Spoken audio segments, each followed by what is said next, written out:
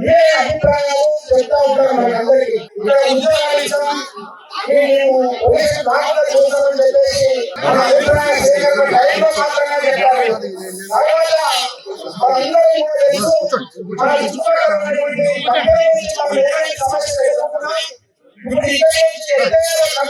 చెప్పేసి మనం 120 రోజులు గ్రామంలో మనం నిరాహార దీక్ష చేస్తే ఆ కంపెనీ లాకౌట్ మనందరం పోరాటం చేస్తే మన వచ్చి ఇంకొక కంపెనీ మరి రైతులందరూ ఆత్మహత్య చేస్తున్న పరిస్థితి సార్. అలాగే చెప్పేసి ఇక్కడ పెట్టాలని ఈ ఆందోళన కూడా తెలియజేస్తున్నాం.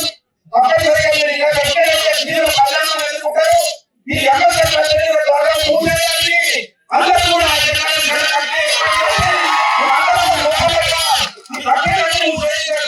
తీసుకోవడానికి చెప్పేసి మన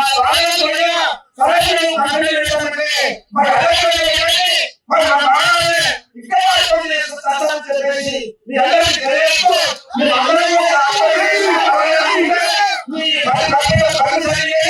మరి చెప్పేసి తెలియజేస్తూ మీ అందరి మనకి కంపల్సరిగా చెప్పేసి కోరుతా ఉన్నా. మా చెరువు దగ్గర ఉన్నాయి, అది కూడా పనిచేయలేదు మొత్తం.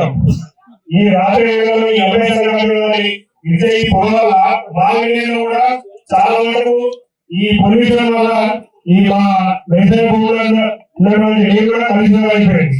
మా ఊళ్ళో ఏమైనా సరే ఈ యొక్క కంపెనీకి వ్యతిరేకం. ఈ కంపెనీ పెట్టారు. ఇంతకుముందు ఈ అభ్యర్థుల కంపెనీ పెట్టడం వల్ల మా చుట్టుపక్కల గ్రామాలన్నీ కూడా కలుషితం అయిపోయాయి. ఈ యొక్క వ్యవసాయం చేసుకుంటున్నారు. ఇంతకుముందు వ్యవసాయం చేసుకుంటే ఎవరు పిల్లలు, కానీ ఇప్పటి పరిస్థితి ఏంటంటే ఈ కంపెనీ వల్ల ఇక్కడ అంతా పనిచేస్తుంది కదా. ఇప్పుడు ఏం వల్ల జరుగుతుంది పనితో కదా ఒక పదహైదు కానీ ఒక బాలనగరాలు ఒక సంగారెడ్డి జిల్లాలే కానీ మీకు కూడా ఎవరు పిల్లలు కాబట్టి దయచేసి అధికారులకు విజ్ఞప్తి చేస్తున్నాం ఏంటంటే ఇక్కడ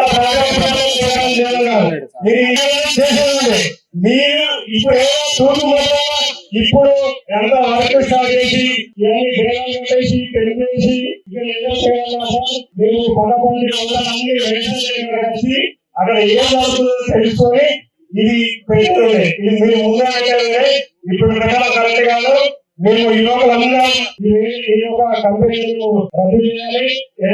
పర్మిషన్ అన్ని రద్దు చేయాలి.